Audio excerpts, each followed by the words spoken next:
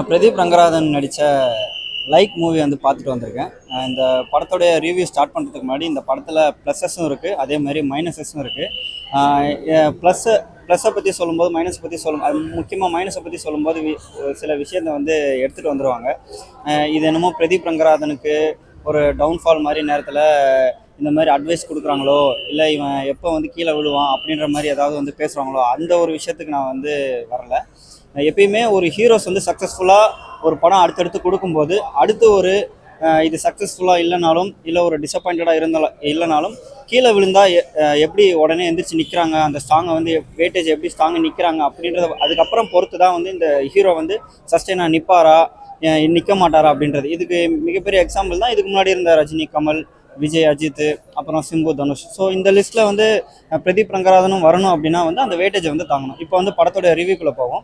படம் ஒன்லைன் வந்து சொல்லிடுறேன். இப்போ நம்ம இருக்கிறது வந்து ஏஐ காலம். இந்த ஏஐ காலம் ஃபியூச்சரில் எப்படி இருக்க போகுது அப்படின்ற ஒரு சின்ன பயமோ இல்லை கேள்விக்குறியோ, இது எங்கே போய் முடிய போகுது அப்படின்ற ஒரு சின்ன ஒரு விஷயம் இந்த படத்தில் வந்து ஆரம்பிச்சிருப்பாங்க. இந்த படத்துடைய கதை வந்து 2040 முழுக்க முழுக்க ஸ்டார்டிங்லேருந்து எண்டு வரைக்குமே 2040 தான் இருக்கும். 2040னா இப்போ இருந்து ஆரம்பித்தோன்னா ஒரு 14 வருஷம் அப்படின்றது. படத்துடைய ப்ளஸ் என்னென்னா, எஸ் சூர்யா அவர்கள் வந்து வில்லன் ரோலில் செம்மையாக ஆக்ட் பண்ணியிருக்காரு. அதுக்கப்புறம் யோகி பாபு சொல்லணும், ரொம்ப வருஷத்துக்கு அப்புறம் பிரதீப் ரங்கராஜன் படத்தில் அது என்ன மேஜிக்கோ என்னமோ தெரியல, அவருடைய ரோல் வந்து இந்த படத்தில் கொஞ்சம் கூட சலிப்பே இல்லாமல், சில படத்திலலாம் சொல்லுவாங்க யோகி பாபு அவர்கள் வந்து கொஞ்சம் போர் அடிக்கிற மாதிரி கிரிஞ்சி ஒர்க் பண்ணிட்டு இருக்காரு அப்படின்றது. இந்த படத்தில் யோகி பாபு அவருடைய ரோல் ரொம்ப சூப்பராக இருக்குது. எஸ்பெஷலி 2 கெட்டப்பில் ஒன்று வருவார், லேடி கெட்டப்லையும் நன் கெட்டப்லையும் வருவார். அந்த கெட்டப்லலாம் வரும்போது 6 முதல் 60 வரை குளிங் சிரிப்பாங்க. ரொம்ப சூப்பராக பண்ணியிருக்காரு. இன்னொரு ப்ளஸ் வந்து அனிருத் அவர்கள் எந்த படத்துக்குமே இல்லாமல் அனிருத் அவர்கள் வந்து இந்த படத்தில் ஒரு முக்கியமான ஒரு ரோல் பண்ணலை, அவருடைய வாய்ஸ் வந்து ரோல் பண்ணியிருக்கு. படம் பார்க்குறவங்க வந்து நீங்கள் புரிஞ்சுப்பீங்கன்னு நினைக்கிறேன். அவர் இந்த படத்துக்கு மிகப்பெரிய ப்ளஸ்.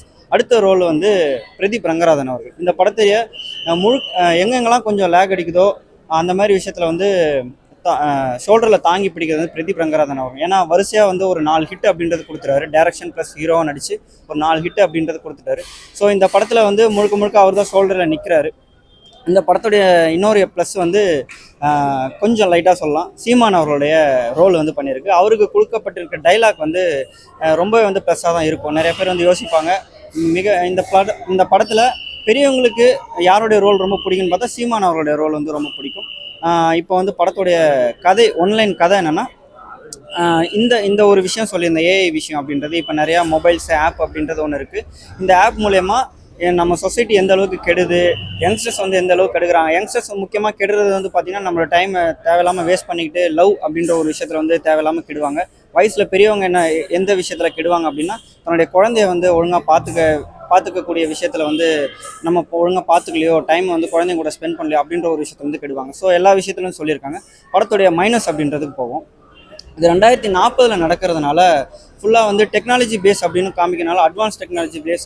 நம்மளுடைய தமிழ்நாடு எந்த அளவுக்கு வளர்ந்துருக்கு அப்படின்னா, உடனே ஃபாரின் அளவுக்கு அமெரிக்கா, சீனா, ஜப்பான் அந்த அளவுக்கு போயிட்டாங்க. ஜஸ்ட் ஒரு 14 வருஷத்துக்கு அந்த பக்கம் தான். ஒரு உதாரணத்துக்கு சொல்லணும்னா, நம்ம சென்னையில் எல்ஐசி பில்டிங் அப்படின்றது ஒன்று இருக்கும். அது கட்டி வந்து ஒரு 50 வருஷம் 60 வருஷம் அப்படின்றது ஒன்று இருக்கும். அதே மாதிரி தான் இருக்குது கிட்டத்தட்ட. சாலைகள் தான் வந்து மாறி இருக்குது, டெக்னாலஜிஸ் வந்து மாறி இருக்குது. ஸோ அந்த மாதிரி விஷயங்கள் வந்து இந்த படத்தில் அந்த மாதிரி காட்டியிருக்கலாம். முக்கியமாக எஸ் சூர்யா அவர்கள் வந்து ஒரு ஆப் ஒன்று வச்சுருப்பாரு. அந்த ஆப் மூலயமா ஒன்றுமே இல்லை, ஆப்னா என்ன, மொபைல், அதுக்கப்புறம் அடிஷ்னலாக ஒரு மோதிரம் மாதிரி ஒன்று கொடுப்பாங்க. அந்த ஒரு விஷயம் மூலயமாவே படத்தை வந்து நகர்த்திருக்கலாம். அதை விட்டுவிட்டு சுற்றி இருக்கிற படம் எங்கெங்கெல்லாம் ஃப்ரேம்லாம் காட்டுறாங்களோ எல்லாமே ஒரு டெக்னாலஜிஸ் படி எல்லாமே மாறிட்ட மாதிரியும். ஸோ இந்த மாதிரி காட்டுறதுனால கொஞ்சம் ரொம்ப சின்ன குழந்தைங்களும் சரி, இல்லை ஒரு டீனேஜ் வயசு பசங்க, வயசில் மிடில் ஏஜும் இல்லை வயசில் பெரியவங்களும் கொஞ்சம் அங்கங்கே வந்து லேக் அடிக்கிற மாதிரி இருக்குது. தேட்டர்லேயே வந்து நிறைய பேர் வந்து மொபைலை வந்து நோண்டிட்டு இருந்தாங்க. அந்த மாதிரி விஷயங்கள்லாம் வந்து பார்க்க முடிஞ்சிச்சு. இன்னொரு மைனஸ் என்னன்னா, இந்த படத்துடைய கொஞ்சம் டைரக்ஷன் விஷயத்தில் வந்து விக்னேஷ் சிவன் அவர்கள் வந்து கொஞ்சம் அப்டேட் ஆகலையோ அப்படின்ற மாதிரி தான் இருக்குது. நானும் ரவுடிதான் படம் வந்து நிறைய பேர் வந்து ஈர்த்துது. அதுக்கப்புறம் சமந்தா அப்புறம் நயன்தாரா வந்து சேர்ந்து நடிச்சிருப்பாங்க விஜய் சேதுபதி கூட. அந்த படம் வந்து கொஞ்சம் லேக் அடிக்கிற மாதிரி போர்ஷன்ஸு, அதாவது 400 ரவுடி தான் அப்படின்ற ஒரு ஹிட் அளவுக்கு போல் கொஞ்சம் ஹிட் அப்படின்றது கொஞ்சம் கம்மியாக தான் இருந்துச்சு. இது அந்த படம் 400 ரவுடி தான் அப்படின்ற ஒரு படத்தை விட அதை விட ரொம்ப கம்மியான ஒரு ஹிட் லிஸ்ட்டில் தான் அப்படின்றது ஒன்று இருக்கும். பிரதீப் ரங்கராஜனுக்கு இது ஒரு வருத்தம் அளிக்கக்கூடிய ஒரு விஷயம் தான். நான் வந்து ஜென்யூனாக சொல்லணும்னா, இந்த படத்துக்கு வந்து ஒரு 10க்கு ஒரு 7 பாயிண்ட் அப்படின்ற மாதிரி தான் தருவேன். ஏன்னா ஸ்கிரிப்ட் விஷயத்தில், டைரக்ஷன் விஷயத்தில் வந்து கோட்டை விட்டுருக்காங்களோ அப்படின்றது. ஃபைனலாக வந்து இன்னொரு விஷயம் சொல்லணும், அரசியல்வாதிகளை வந்து தரையில் தேடுங்க, திரையில தேடாதீங்க அப்படின்னு சொல்லிட்டு அவரே வந்து திரையில நடிச்சிருக்கிறது அப்படின்றது யாரை ஏமாத்திருக்கோ இல்லையோ தம்பிகளை வந்து நிறைய ஏமாத்திருக்கும், காயப்பட்டிருக்கும். ஸோ இதை பார்த்தாது சில பேர் வந்து மனம் மாறுவாங்களா இல்லை கொஞ்சம் யோசிப்பாங்களா அப்படின்ற மாதிரி தான் இருக்குது. இந்த படத்தில் கேமியோ ரோல்ஸ் அப்படின்றத பார்க்கும்போது கெஸ்ட் ரோல்ஸ், சாரி அதை எப்படி சொல்கிறேன்னு எனக்கு தெரியல. சோஷியல் மீடியாவில் இருக்கவங்க நிறைய பேர் வந்து இந்த படத்தில் வந்து அள்ளி தெளிச்சிருக்காங்க. ரொம்ப வருஷத்துக்கு முன்னாடி படத்தில் நடிச்சு வாழை மீனுக்கும் வேலங்க மீனுக்கும் மாளவிகா இந்த படத்தில் வந்து நடிச்சிருக்காங்க. மிஷ்கின் அவர்கள் வந்து நடிச்சிருக்காங்க. அப்புறம் வந்து சோஷியல் மீடியாவில் குட்டி பையன் ஒருத்தன் சோஃபா விற்கிறதுக்கு இருப்பான், அந்த பையன் வந்து நடிச்சிருக்காப்புல. அப்புறம் வாட்டர்மெலன் ஸ்டார் வந்து ஒரு சின்ன ஒரு 2 செகண்ட்ஸ்க்கு வந்து நடிச்சிருக்காரு. அடிஷ்னலாக வேறு யாராவது விட்டுட்டேன் நான், வேறு யாரும் சொல்லணும்னு எனக்கு தெரியல. ஏன்னா அவ்வளோ பேர் வந்து நடிச்சிருக்காங்க. சோஷியல் மீடியாவில் நீங்கள் யாரெல்லாம் பார்க்குறீங்களோ இதில் ஒரு 70% வந்து அள்ளி தெளிச்சிருக்காங்க. இது வந்து என்னுடைய ரிவ்யூஸ். 2040 சிஎம் அப்படிலாம் ஒன்றும் காட்டல. 2040 இருக்கனால ஃபுல்லாக விஜய் டேலாக் தான் வந்து அழிச்சு தெளிச்சிருக்காங்க. What bro is very wrong bro அப்படின்ற மாதிரி தான் மாறி மாறி மாறி மாறி தெளிச்சிருக்காங்க. அதே மாதிரி ஜனநாயகம் படத்தில் ஒரு டைலாக்கு அந்த மாதிரியும் வச்சு அடித்து தெளிச்சிருக்காங்க. எனக்கு தெரிஞ்சு டியூட் அளவுக்கு இல்லை ப்ரோ. ஏன்னா அதுக்கு முன்னாடி வந்து பிரதீப் ரங்கநாதன் படம் வந்து ஒரு மாதிரி கொஞ்ச நாள் நல்லாயிருக்கும். பட் இப்போ இப்போ எனக்கு கொஞ்சம் டவுட்டாக தான் இருக்குது. ஏன்னா 2040 காட்டுறாங்க. அப்படி ஒரு கதையை வந்து எல்லாமே படம் ஃபுல்லாகவே கற்பனையாக இருக்கனால ரியாலிட்டி வந்து க்ளோஸாக பண்ண முடியல. அது இல்லாமல் வந்து பியூர் லவ் வந்து ஒரு கம்ப்யூட்டர் சொல்லி தான் நம்ம லவ் பண்ணணும்னு இல்லை. நமக்காக ஃபீல் இருந்துச்சுன்னா கண்டிப்பாக பண்ணுவோம். சின்ன வயசுலேருந்தே ஒரு பொண்ணு வந்து ஃபோனை பார்த்தே வளர்ந்த பொண்ணு வந்து அந்த பொண்ணு லைஃப் லாங் ஃபுல்லாக அப்படியே தான் இருக்குமா அப்படின்னு சொல்லிட்டு நிறையா சித்தரித்து வச்சுருக்காங்க. பட் அது இந்த படத்துக்கு வந்து பெரிய மைனஸாக இருக்குது. நம்ம டெக்னாலஜியாக நோக்கி போகிறோம் அப்படின்னு சொல்லிட்டு நம்மளை இன்னும் பின்தங்கில் தான் போயிட்டு இருக்கிறாங்க. டெக்னாலஜி வந்து வேறு மாதிரி யூஸ் பண்ணலாம், இதில் வந்து லவ்க்காக யூஸ் பண்ணியிருக்காங்க. அவர் வந்து எஜே சூர்யா வந்து ஒரு ஒரு ஒரு ஆப் வந்து கிரியேட் பண்ணியிருப்பார். இவங்க உண்மையாக லவ் பண்ணுறாங்களா இல்லையா, மேட்ச் ஆகுமா ஆகாதான். நம்ம இப்போ மேட்ரிமனி எல்லாம் பார்க்குறல்ல, இந்த ஜாதிக்காரங்க இந்த ஜாதிக்காரங்க அப்படி அந்த மாதிரி ஒரு ஆப்பை வந்து கிரியேட் பண்ணி வச்சுருப்பார். அது வந்து இன்டர்வல் வந்து அது பிரேக் ஆகும். அந்த ஆப்பை சொல்கிறது வந்து அந்த ஹீரோயின் நம்புவாங்க. அதுக்கப்புறமேட்டு அந்த ஆப்பை சொல்கிறதோட அந்த ஹார்ட்டை சொல்கிறத நிறைய பேர் நம்ப மாட்டாங்க. நம்ம தளபதி சொல்கிற மாதிரி தான், இங்கேருந்து நான் யோசிக்கல இங்கேருந்து யோசிக்கிறேன் அந்த மாதிரி சொல்கிறாள். அந்த மாதிரி ஒரு ஸ்டோரி தான். ஆனால் இன்னும் கொஞ்சம் நல்லா பண்ணியிருக்கலாம் தான் சொல்லுது. டேரக்டரை மாற்றி வேறு ஏதாவது டேரக்டர் பண்ணியிருந்தால் நல்லா இருந்திருக்கும். அதுக்கப்புறமேட்டு சீமான் ரொம்ப நல்லா பண்ணியிருக்கேன். அவர் நம்ம மேடையில் பேசுறது வந்து அந்த திரையில் பேசியிருக்காரு. சில இடத்துல கிரிஞ்சாக இருக்குது. பட் ஃபர்ஸ்ட் ஆஃப் ஃபுல்லாக கிரிஞ்சாக தான் இருக்குது. ஏன்னா நம்ம அப்படி ஒரு சீனெல்லாம் வந்து எதிர்பார்த்துட்டு போக முடியாது. அந்த மாதிரி தான் இருக்குது. ஆனால் அனிருத் மியூசிக்கு ஒரு இடத்துல காப்பாற்றிட்டே வருது. அவரோட வாய்ஸும் காப்பாற்றிட்டு வரும். ஒரு ரோபோட்டாக கொடுத்துருப்பாங்க, அதுவும் காப்பாற்றிட்டே வரும். ஓவராலாக பார்க்கும்போது இது ஆவரேஜ் ஃபிலிம் தான், ஓகேயான ஃபிலிம் தான் இது.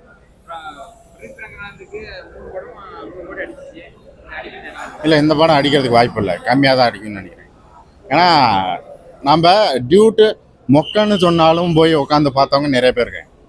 ஆனால் இந்த படம் நீங்கள் மொக்கன்னு சொல்லிட்டு யாரும் போக மாட்டாங்க. அதுதான் எங்கள் பிரச்சனை.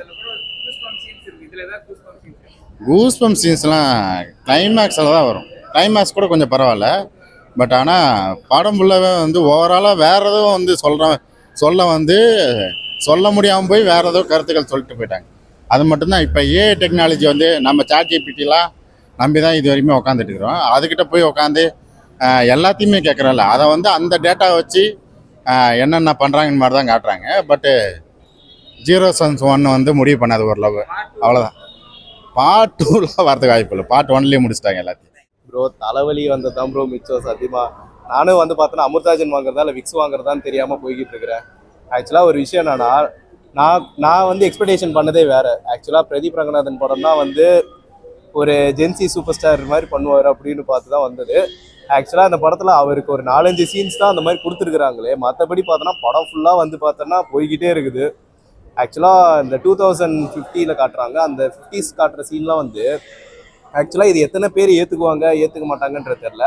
பட் ஆனால் ஜென்சிஸ்க்கு இது வந்து சூப்பராக இருக்கும் ப்ரோ, அதில் எந்த ஒரு மாற்று கருத்துமே இல்லை. ஏன்னா ஜென்சிஸ் கொண்டாடுமெட்ரியா அதெல்லாம் எனக்கு வந்து ஆவரேஜாக தான் இருந்துச்சு. இல்லை அந்த மாதிரிலாம் எந்த ஒரு இதுவுமே இல்லை. இன்னொன்று சொல்ல மறந்துட்டு பாருங்க, சீமான் நடிச்சிருக்கிறாரு. ஆக்சுவலாக அந்த ரோல் ரொம்ப நல்லாவே தான் பண்ணியிருந்தார். அவரோட ரோல் ஒன்றும் குறை சொல்கிற மாதிரி இல்லை. ஆனால் ஒரு சில சீன்லாம் வந்து பார்த்தோன்னா டப்பிங் இஷ்யூஸ் வந்து ரொம்பவே அதிகமாக இருந்துச்சு. படம் ஃபுல்லாக அந்த டப்பிங் இஷ்யூஸ் இருந்துகிட்டே தான் இருந்துச்சு. இதுலேயும் கீர்த்தி ஷெட்டி அவங்களெல்லாம் வந்து பார்த்தோன்னா ஆக்சுவலாக கிளாமர்ஸ்க்கு மட்டுமே யூஸ் பண்ணியிருக்காங்க. அவங்களுக்கு இன்னும் வந்து பார்த்தோன்னா கேரக்டர் அவ்வளோ பெருசாக இல்லை. கௌரி கிஷான் பண்ணியிருந்தாங்க, அவங்க ரோல் கூட ஓரளவுக்கு நல்லா தான் இருந்துச்சு. இல்லை அந்த மாதிரிலாம் எதுவும் இல்லை. ஸோ ஒரு ஆப்புக்காக அடிமையாக இருக்காதீங்க அப்படின்றத அந்த படத்தில் மென்ஷன் பண்ணியிருக்காங்க. ஏன்னா அந்த ஆப்போட தாண்டி வந்து பார்த்தீங்கன்னா ஹார்ட் தான் வந்து பெஸ்ட் அப்படின்ற மாதிரி அந்த படத்தில் மென்ஷன் பண்ணியிருக்காங்க. அது ரொம்ப ரொம்ப சூப்பரான ஒரு கோர் தான். ஆக்சுவலாக இந்த படத்தில் வந்து 2 விதமாக சொல்லியிருப்பாங்க. ஆப்பில் வந்து வாழ்கிற மக்களுக்கும் ப்ளஸ் வந்து இயற்கை வளங்களில் இருக்கிற ஒரு மனுஷர்களும் காட்டியிருப்பாங்க. அதில் வந்து ஃபோன் இல்லாமல் அவங்களால எத்தனை நாள் இருக்க முடியும் அப்படின்ற மாதிரி ஒரு சில சீன்ஸ் எல்லாம் மென்ஷன் பண்ணியிருப்பாங்க. அதெல்லாம் ரொம்ப சூப்பராகவே இருந்துச்சு. அந்த சீன்ஸ் எல்லாம் ஓகே. ஆனால் ஃபர்ஸ்ட் ஹாஃப் வந்து பார்த்தோன்னா தலைவலி தைலம் தான் வாங்கிட்டு போகல. ஏன்னா ஒரு கட்டத்துக்கு மேலே ஃபர்ஸ்ட் ஹாஃப் எதை நோக்கி போகுதுன்னு எனக்கு தெரியல. செகண்ட் ஹாஃப் வந்து பார்த்தோன்னா ஒரு சில சீன்ஸ் எல்லாமே நல்லா இருந்துச்சு. இல்லையா எனக்கு செகண்ட் ஹாஃப் எஸ்.ஜே. சூர்யா இருந்ததுனால தான் அந்த சீன்ஸ் எல்லாமே பார்க்குற மாதிரி இருந்துச்சு. எஸ்.ஜே. சூர்யா, அனிருத் இவங்க 2 பேரும் இல்லை அப்படின்னா படம் வந்து மொக்க படம்னு டிக்ளேர் பண்ணியிருந்த அளவுக்கு. அதான் சொல்றல ப்ரோ, நீங்க பிரதீப் மொக்க படமே வந்தாலும் சரி எப்படியும் அந்த படம் வந்து 100 கோடி அடிச்சிடும். அது நீங்க கண்டிப்பா அடிக்கதான் ப்ரோ செய்யும். ஏன் சொல்றேன்னா 100 கோடி, ஏன்னா பிரதீப்க்கு ஒரு மார்க்கெட் வந்துருச்சு அப்படின்ற போது அவர் எந்த படம் பண்ணாலுமே ஒரு 100 கோடி வரும் அப்படின்றதுல 100% உறுதியா சொல்லலாம். பட் இந்த படமும் அந்த லிஸ்ட்ல தான் வரும். ஆனா வந்து ஆடியன்ஸுக்கா பிடிக்குமான்னு கேட்டா டவுட் தான். படம் சூப்பராக இருக்குண்ணா. படம் சூப்பராக இருக்குங்கண்ணா. பிரதீப் நல்லா பண்ணியிருக்காரு. ஒரு நல்ல ஸ்டோரி, டைரக்ஷனில் மிஸ்டேக் பண்ணுற மாதிரி எனக்கு ஒரு ஃபீல். அதே போல் டப்பிங் நிறைய இடத்துல மிஸ்டேக் பண்ணிட்டாங்க. நல்லா பண்ணியிருக்காங்க. ஆனால் 2040 இப்படி இருக்குமான்றது டவுட் தான். ஏன்னா ஜிஹெச்சுக்குள்ளே மெட்ரோ புது போடலாம் மாதிரி காமிச்சிருப்பாங்க. அந்த மாதிரிலாம் இருக்கிறதுக்கு வாய்ப்பே இல்லை. ஒரே ஸ்டோரி என்னன்னா, நம்மளோட லவ் வந்து யாராலும் ஜட்ஜ் பண்ண முடியாது. நான் வந்து ஒரு ரிலேஷன்ஷிப்பில் இருக்கேன்னா என்னோட லவ் வந்து ஒரு தேர்ட் பர்சனால ஜட்ஜ் பண்ண முடியாதுன்னா ஒரு ஆப் வந்து என்னுடைய லவ் எப்படி ஜட்ஜ் பண்ணும் அப்படின்றது தான் அந்த பிரதீப்போட கான்செப்ட். அந்த படத்தோட கான்செப்டே அதுதான். பிடிச்ச சீன் கிளைமேக்ஸில் அவர் லவ்வுக்காக போராடுவார். எவ்வளோ விஷயம் அவருக்காக பண்ணியுமே லவ்வுக்காக போராடுவார். அதுதான் உண்மையான லவ் அப்படின்றது தான். இப்போது நிறைய பேர் இந்த ஜாதி பார்த்து மதம் பார்த்து உனக்கு லவ் வந்து ஜாதி மதம் வயசு இதெல்லாம் பார்த்துலாம் வராது அப்படின்றத கரெக்டாக காமிச்சிருப்பாங்க. கீர்த்தி செட்டி அவங்க நல்லா பண்ணியிருந்தாங்க. அவங்கள வச்சு தான் கதையே மூவ் ஆகுது. அவங்கள கன்வின்ஸ் பண்ணுறது தான் மூவியே. சூப்பராக இருந்துச்சு மூவி. ஓவராலாக சூப்பராக இருந்துச்சு. அதே மாதிரி சீமன் அவர்கள் வந்திருந்தாங்க. அவர் வந்து என்ன விஷயத்தையெல்லாம் மேடையில் பேசினாரோ அந்த விஷயத்தெல்லாம் ஒரு விஷயமா எக்ஸிக்யூட் பண்ணி ஒரு இடத்துல வச்சுருந்தாரு. நம்மளும் ஃபியூச்சர் அந்த மாதிரி மாறிடுமோ அப்படின்ற ஒரு பயம். நல்ல மூவி தான். நெகட்டிவ் சொல்கிற அளவுக்குலாம் ஒன்றுமே இல்லை. லாக் இருக்கும் ஃபர்ஸ்ட் ஹாஃபில். உட்காந்து பார்க்கணும் படத்தை. நல்ல மூவி. தேங்க்யூ. அனிருத் அதான் ட்விஸ்டே உள்ளார.